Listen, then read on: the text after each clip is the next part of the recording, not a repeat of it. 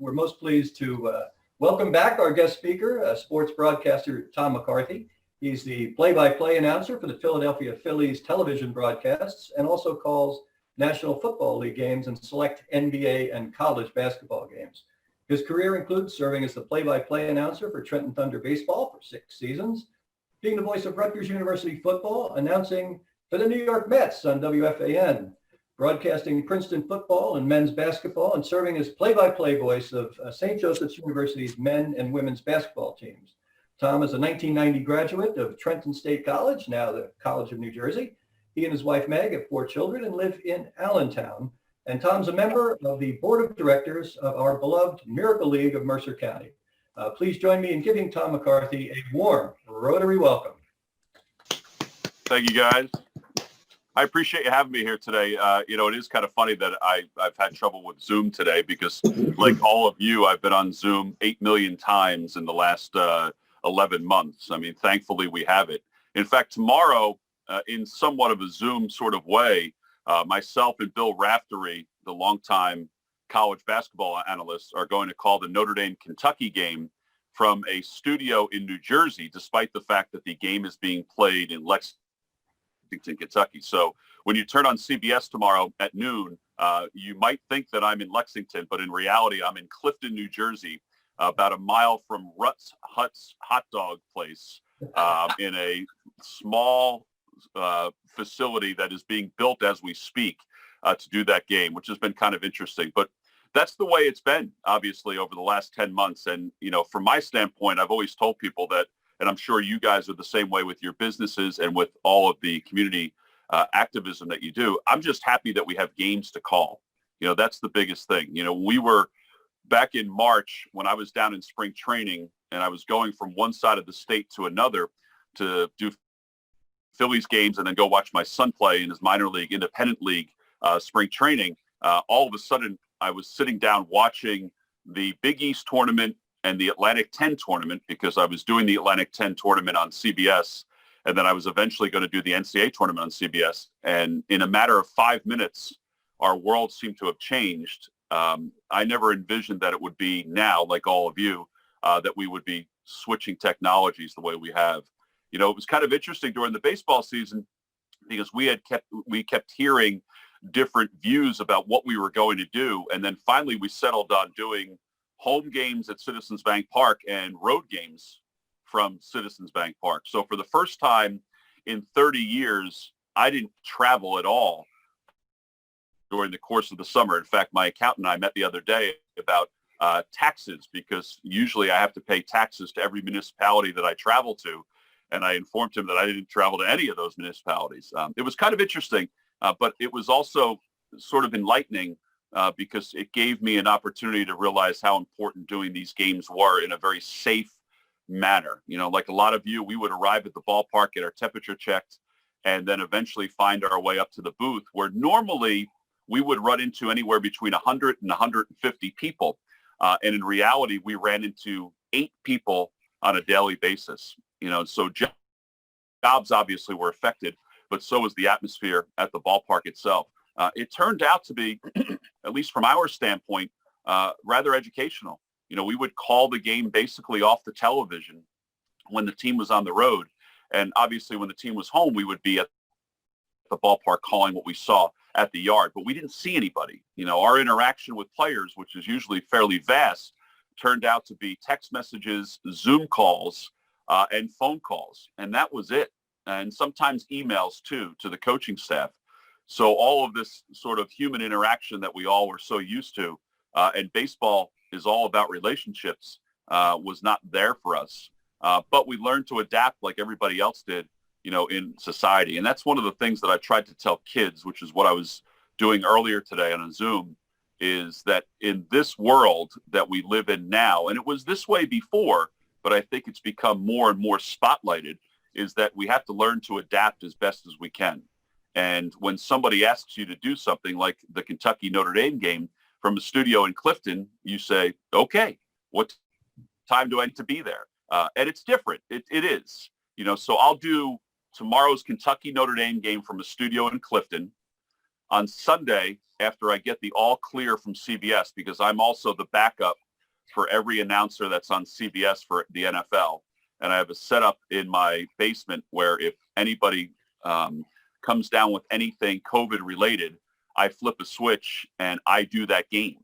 But then Sunday night, I drive down to NFL Films where I'll call the Bills-Steelers game for Westwood One, not in Buffalo because I traveled 10 days ago, so Buffalo Bills will not allow me in the stadium, but from a truck in Mount Holly, New Jersey.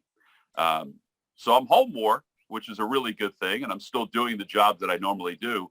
But it's been kind of interesting watching it evolve. Next week, I'm doing Gonzaga and Iowa basketball, a game that is being played in South Dakota, and I will again be in Clifton, New Jersey. So it's kind of interesting to see how some of the older members of our broadcast team, from Bill Raftery to Clark Kellogg, they kind of adapt to this as well. And as I said, it's not ideal, but I will tell you that for the most part, I don't think anybody ever knew that we were not on the road with the Phillies, except for one home run call that I had against or two. One was up at Yankee Stadium where Jay Bruce hit a home run to straightaway center field and hit the netting in front of the black batter's eye, and I said it was out into deep right center field. And then another one where Scott Kingery hit a home run in Florida where I thought it was a routine fly ball to center field. So I'm calling it as if it was going to be an out, and all of a sudden it was 20 feet into the seats in center field. So we had to rely on the camera operators from all those different cities, which is what we have to do now for the NFL and for college basketball. But as I said, the good part is that we are on the air. We will be broadcasting, but we have to be flexible. Like last week, I was in Indianapolis getting set to do number 1 Gonzaga against number 2 Baylor, and an hour before the game was scheduled to take place, a positive test came from the Gonzaga Bulldogs, and the game was canceled. So we got back on a plane an hour later and headed back to Philadelphia.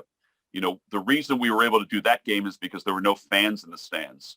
Right now, CBS is putting a kibosh on any college basketball where there's fans that will be in the stands. So that's why tomorrow in Lexington, they're allowing 4,000 fans to be in the stands to watch the game. So we are not allowed to be in the facility while there are fans that are around us. Next week's game in South Dakota, they were allowing 10,000 fans, which is amazing. But they've decided over the last couple of days that they're not going to allow fans, but we're still going to do the game in Clifton, New Jersey. So it leaves me optimistic that we are going to have a full spring training and a full baseball season. Now, what does that mean for us? I mean, from our standpoint, I would think that there's a chance we don't travel in spring training. We do the games from Philadelphia, and then we eventually will travel with the team once the baseball season gets underway. I think it's a good sign that the NBA begins tonight for preseason games, whether you agree with it or not. It is good from all of our standpoints that we might have some normalcy in sports. And I think the NFL having somewhat success despite all the COVID tests, and they do have a lot of COVID tests, have gone pretty much the full season without having to cancel any games and not using the last week of the season, potentially the last week of the season, for any kind of games. So I'm optimistic that we're going to have a full season come 2021, which is, I think, a great thing.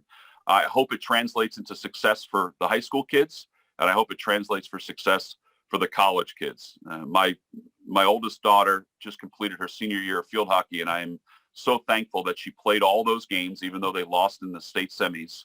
But the fact that she was able to complete her senior year was huge from my standpoint. And I'm hoping that she'll have a winter and a spring season as well before she heads off to college.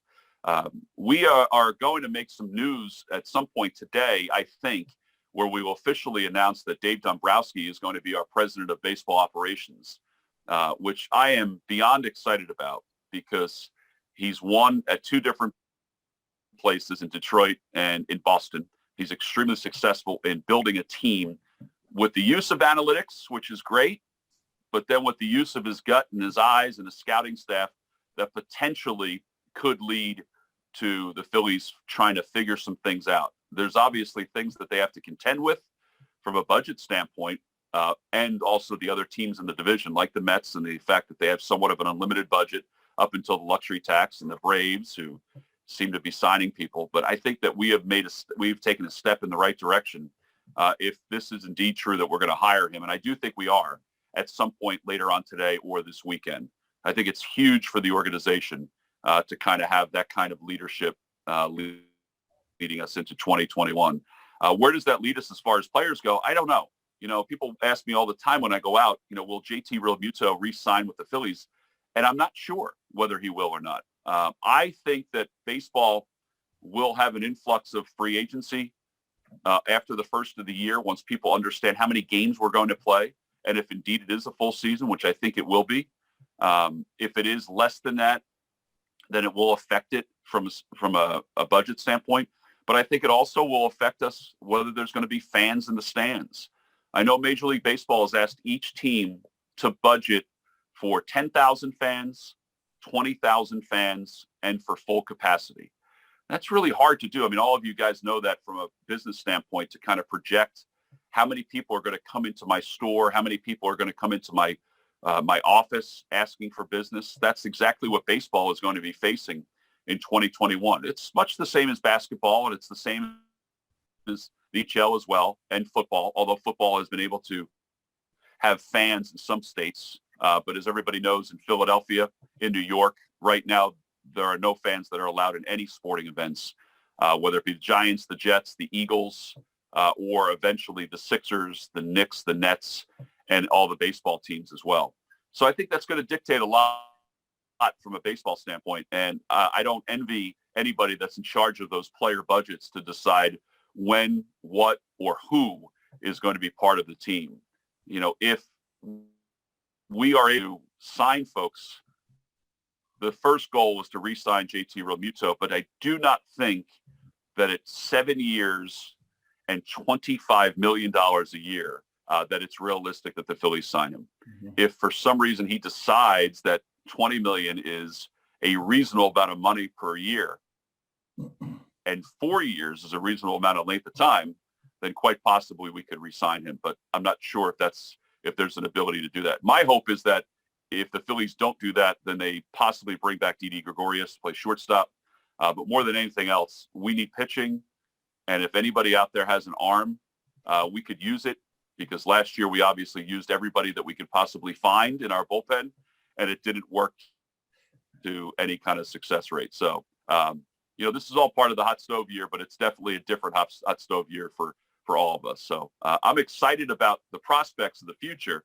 But then again, I'm always excited when I think about baseball being right around the corner. But I'm excited about the prospects of the future, more for us to get back to normalcy and having fans in the stands, having the ability to interact, having the ability to meet at a restaurant, to do this instead of over Zoom. I applaud the people at Zoom and Google Meets and everybody else that has provided all this for us. I think kids around the country are going to be upset about the fact that there'll never be a snow day again, because they will obviously go to school through virtual. But I can't wait until there's more interaction for all of us on a daily basis, on an hourly basis, and on a minute basis. I tried to get to the ballpark yesterday after I had a doctor's appointment in Philadelphia, and was not allowed to even get into my office to pick up a package that arrived. That's the way things are at this point. But hopefully we're getting closer to being back to some kind of normalcy. So that's it from my standpoint. I would be happy to answer any questions if you guys have any. Please feel free to let me know. You can use just whatever system you guys usually do with it. I can answer anything from football to basketball to to baseball, obviously. Tom, that was absolutely terrific, and we certainly appreciate. I know we have a lot of questions out there, and let's start with. Looks like Joe Cavone had his hand up first. Sure. Thanks, Tom. First is I heard that Dan Schweck's got a great arm, but I'd rather talk about broadcasting.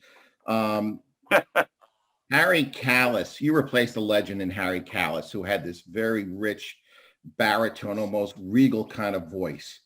Another great announcer, broadcaster, Vin Scully, a great storyteller. I think someone described it that his voice was a pen in terms of description. So describe for me Tom McCarthy's characteristics. And what is your style?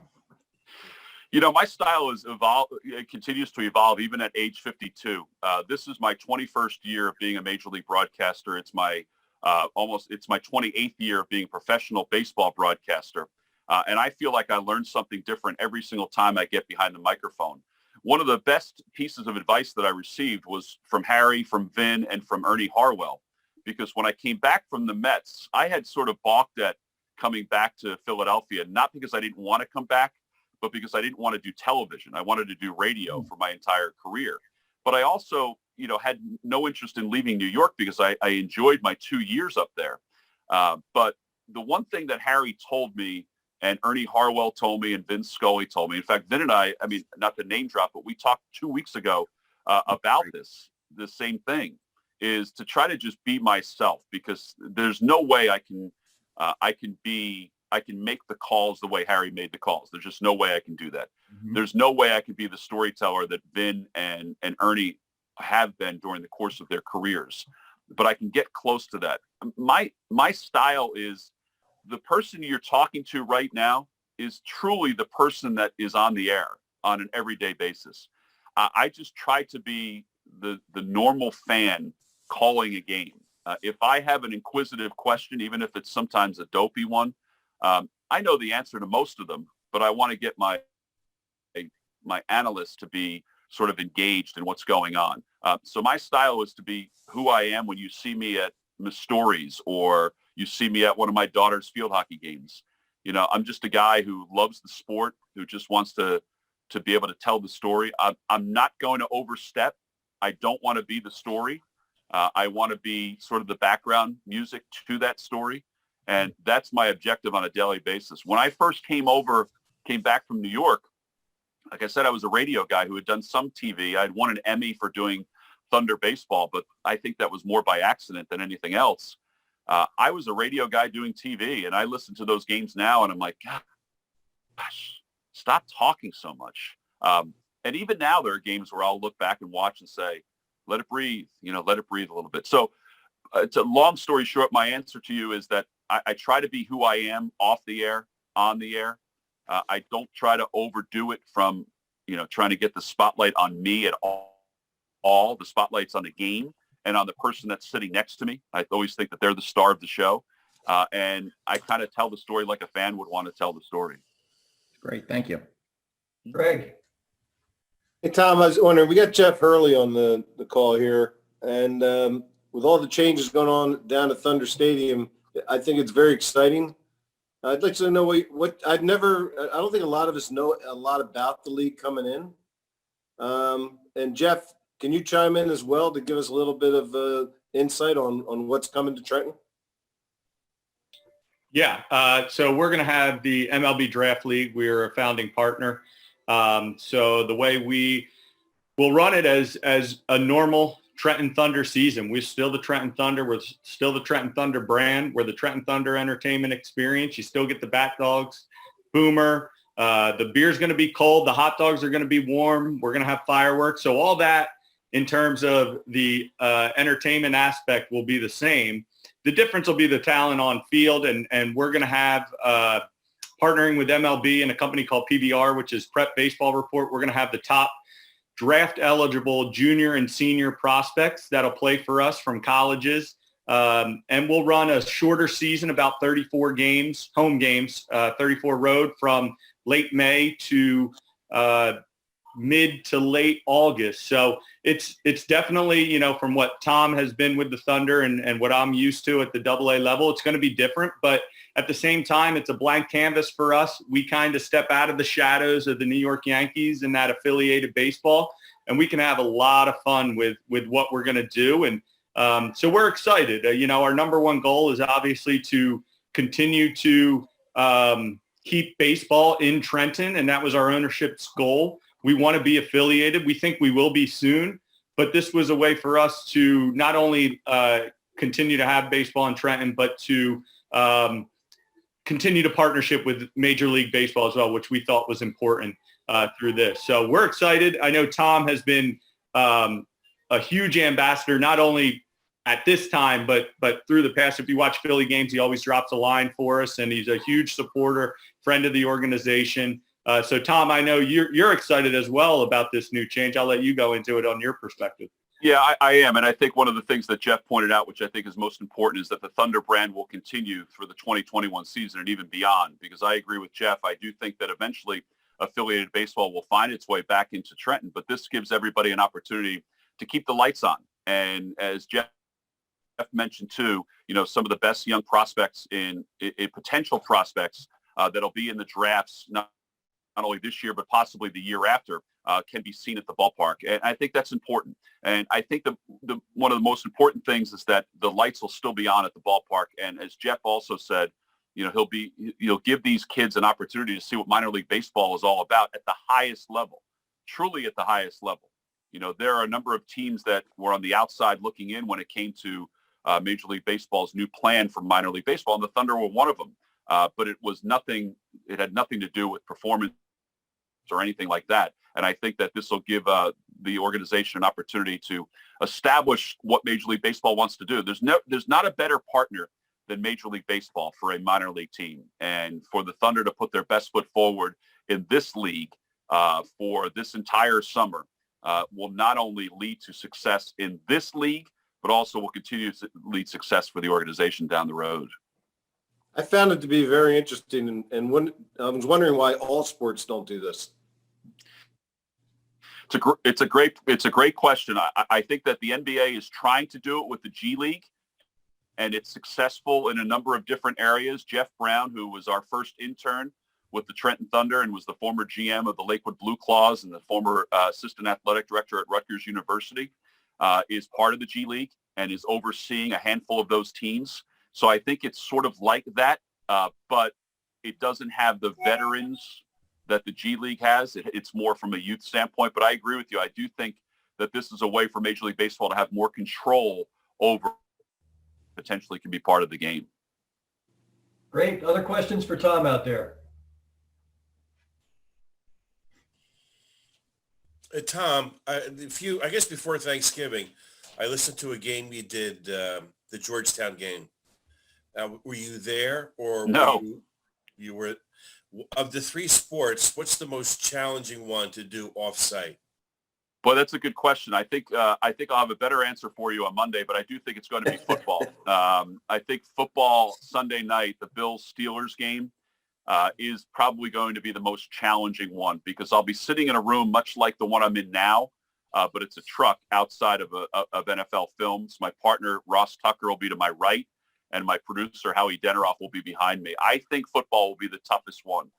I haven't found that football is hard when I'm on at the facility doing the game when there's no fans, but I just think trying to duplicate the atmosphere of football is going to be the toughest one. That Georgetown game, it took me about 5 minutes to kind of get in the rhythm of doing a game from a studio in North Jersey, but I think that game is going to help me tomorrow in doing the Notre Dame Kentucky game. But I do think it's going to be football. I think football will be the toughest. There's so many moving parts with football anyway that I think the moving parts are going to seem so much more distant being in Mount Holly instead of in Buffalo or Orchard Park.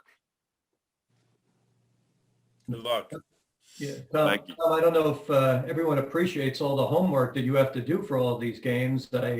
I saw on your Twitter the playbook that you are developing for each player, and my goodness, there's a lot of work that goes on behind the scenes.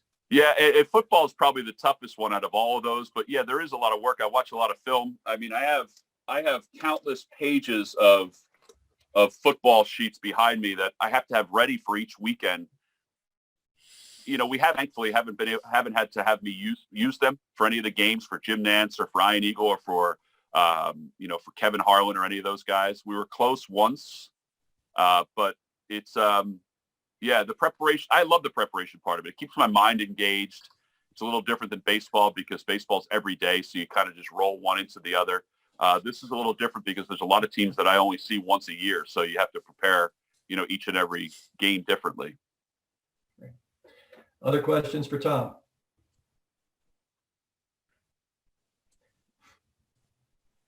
Well, Well, Tom, the Phillies we have a special place in our hearts for the Phillies. They sponsor a game each year, a strikeout hunger game that Marvin Axler, he's on the call today. He runs, and it's incredible. They give us half of the ticket proceeds back for our charities. Oh, great. For one game each year, and it's amazing. Marvin, if you can unmute yourself and just talk about that game really quickly, if you would.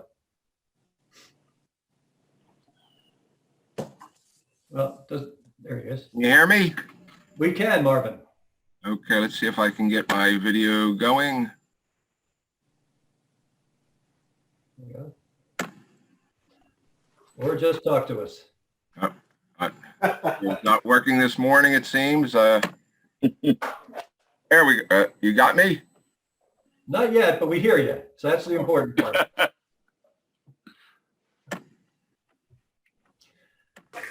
All right, well, as long as you can hear me. I want to thank you for inviting me today. Thoroughly enjoyed it. This year obviously has been a difficult one for strikeout hunger. It's been a tragic year for many. It would have been our 36th year with the Phillies doing the strikeout hunger game. Unfortunately, COVID put an end to that. And the Phillies have been wonderful to Rotary and to the cause of eradicating polio. We started, like I said, 36 years ago and raised enough money to inoculate well over 2 million children. Wow. When Rotary first got started in inoculating children to eradicate polio, there was 1,000 children that were stricken somewhere in the world every day, 1,000 every day, with 365 days in a year. That's 365,000 children every year. Many would die. The rest would be crippled for life. Through Rotary's work and with a little help from the Phillies and our group, Strikeout Hunger, we've got that down to a handful. Unfortunately, this year, because of COVID, we've had a spike in polio cases in the tribal areas of Pakistan and Afghanistan, but that was, as of September, 176 cases total compared to 365,000. So that's an amazing job that Rotarians have done over the years, and I can't thank the Phillies enough for helping us. We collect food for food banks, and it's given us quite a bit of notoriety, and as I said, it's helped us inoculate over 2 million children throughout the years. So I want to thank everybody for supporting it. Thank your club for being a supporter for many, many years, and we hope that we can continue next year. If all goes well and the season opens, we have penciled in the date of August 13th. That's a Wednesday night with LA. So that should be an exciting game if things go as we hoped. Yeah, I think that we feel the same way about that, Marvin. I mean, I think it's all of these groups that and fundraisings that we do at the ballpark, everything was hampered, and the Phillies still did a really nice job, making sure through Phillies charities that they had some things taken care of, and I know they have plans for this year as well. Yeah, appreciate that. Marvin does a great job with that. We raise with our club about $1,000 a year for our charities, and we really missed it last year. We're hoping to have our fingers crossed for this year, but we'll see. Tom, as you said, we'll see how it goes. Yep. But Tom, we really appreciate the real generous time you gave for us this morning. I'm sure you have a lot of preparation to do for the games ahead. And just on behalf of the club, thank you so much. Thanks to Jeff. Thanks to Dan Schweck for making the connection. And you're just a terrific guest. We really appreciate it. Well, thank you for having me. I appreciate it. Sorry about the technical difficulties at the beginning. No problem. All right. Hey, thanks, Tom. We really appreciate it. And great news. Didn't know we'd be the source of breaking news here at the Rotary Club, but hey, that's good stuff. Yep, hopefully. All right. Thank you.